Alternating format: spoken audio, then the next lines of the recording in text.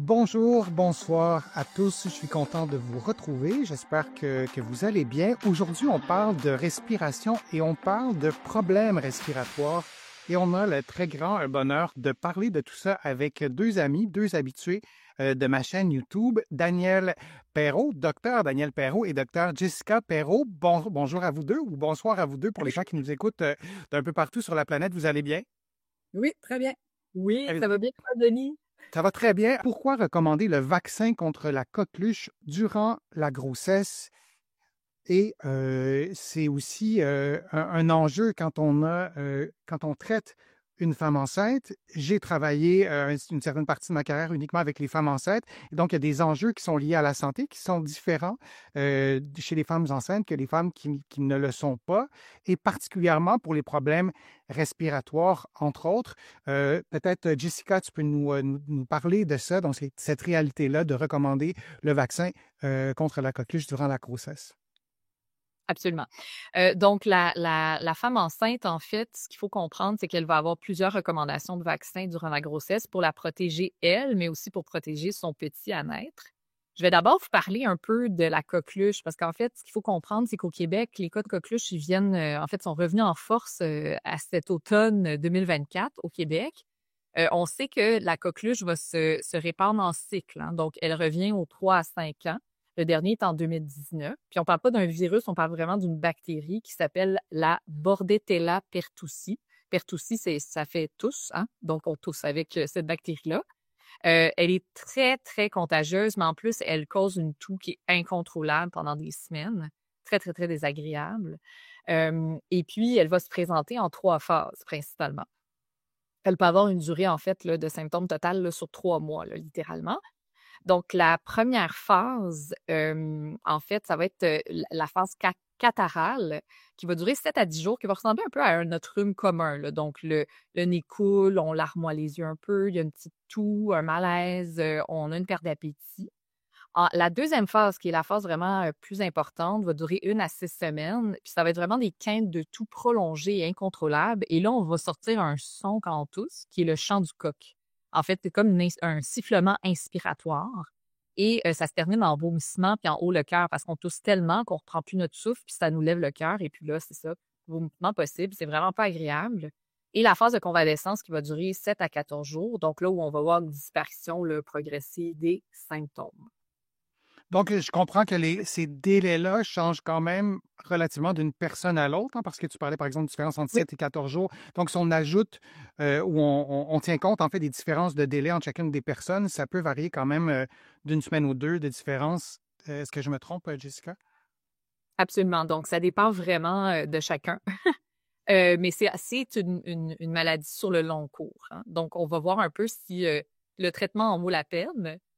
Mais ce qu'il faut comprendre, c'est que les groupes à risque de complications, c'est surtout les enfants de moins de 1 an, particulièrement les moins de 6 mois, et les personnes âgées et les femmes enceintes. Donc, c'est eux qui vont avoir le plus de complications. C'est pour ça qu'on veut vacciner la femme enceinte, mais on va aussi penser à nos petits cocos qui vont naître bientôt et dans leur première année de vie, ainsi que nos personnes très âgées.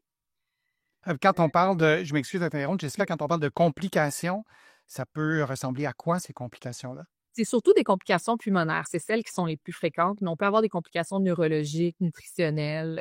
Puis en fait, ce qu'il faut comprendre, c'est qu'il y a quand même un taux de mortalité avec ça. À peu près 96 de tous les décès chez les moins de 6 mois sont dus, entre autres, à la coqueluche, peuvent être dus à la coqueluche. Fait qu'il y a quand même beaucoup de décès possibles avec les jeunes, jeunes enfants qui vont être atteints de la coqueluche. Donc, d'où l'importance de la prévenir. D'accord. Vu que justement nos petits nourrissons sont les plus malades, ben c'est la vaccination de la femme enceinte qui va sauver la donne. C'est-à-dire que la femme enceinte se fait vacciner à la fin, au 3e trimestre de grossesse, qui va permettre qu'elle développe des anticorps qu'elle va pouvoir partager à son bébé à naître. Et lui va avoir des anticorps pour être protégé les 2 à 3 premiers mois de sa vie, jusqu'à temps qu'on lui donne son premier vaccin pour la coqueluche à 2 mois. Donc, c'est là où ça devient vraiment intéressant au niveau de la vaccination chez la femme enceinte, qui non seulement la protège, mais protège aussi son petit poupon. Euh, Puis, par rapport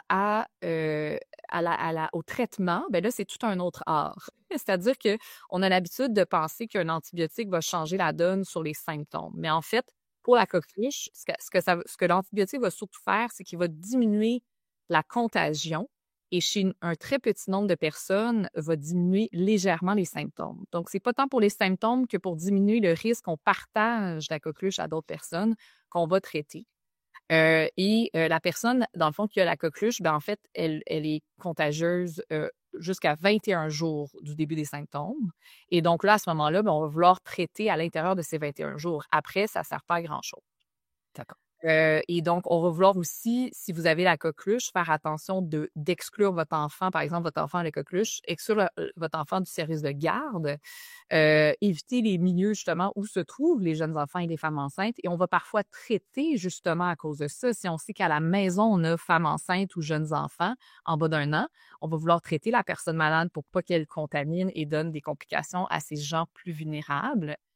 Et dans le cas où l'exclusion n'est pas recommandée, entre autres à l'école primaire, secondaire, ben, on va recommander quand même le port du masque jusqu'à 5 jours après le début de l'antibiotique ou jusqu'à notre 21 jours total après lequel on n'est plus contagieux. On avait un petit point, en fait, qu'on voulait juste rajouter par rapport à la vaccination. C'est plus pour vous donner des chiffres, là. C'est qu'en fait, nous, notre calendrier vaccinal pour la coqueluche, ça va être vraiment à 2, 4, 12 mois. Et ensuite, on a une autre dose entre 4 et 6 ans. Ça va protéger à 90 là, nos enfants de moins de 6 ans là, contre la coqueluche. Et quand on vaccine notre femme enceinte, comme on disait, c'est que ça protège 90 des nourrissons âgés de moins de 3 mois. Donc, on a une excellente protection avec ça, d'où l'importance de la donner, là, cette vaccination-là. Quand on avise les parents qui se posent des questions sur la vaccination, c'est que on ne veut jamais vous faire peur, mais il reste néanmoins qu'on est des êtres humains dans un milieu qui est la planète et dans lequel circulent différents types de microbes. Alors, le scénario ou la planification de vacciner les femmes enceintes peuvent surprendre certains, mais la femme enceinte, elle n'a pas de complications à recevoir la vaccination. Et donc, en mortalité, oui, chez les poupons. Puis, c'est vraiment pas drôle d'avoir la coqueluche.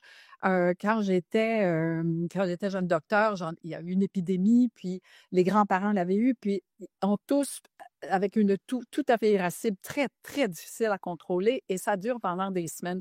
Alors, c'est vraiment pas rigolo, et du côté de la pathologie et de la morbidité des petits bébés, mais aussi pour les adultes qui l'attrapent, là, ou pour n'importe qui va la contracter puis être malade pendant 6 mois. Puis le dernier point, c'est que vous savez, dans les années 79 au Japon, ils vaccinaient les enfants pour la coqueluche, et là, il y a eu une complication de la vaccination.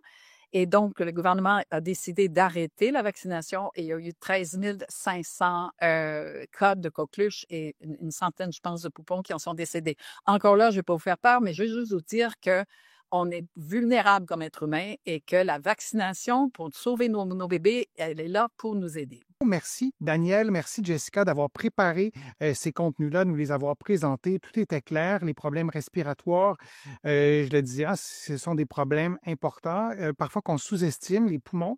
C'est assez pratique pour avoir une belle qualité de vie. Merci vraiment de toute cette énergie que vous nous avez donnée. Et je vous invite à nous poser vos questions, à passer vos commentaires, à vous abonner à la chaîne aussi.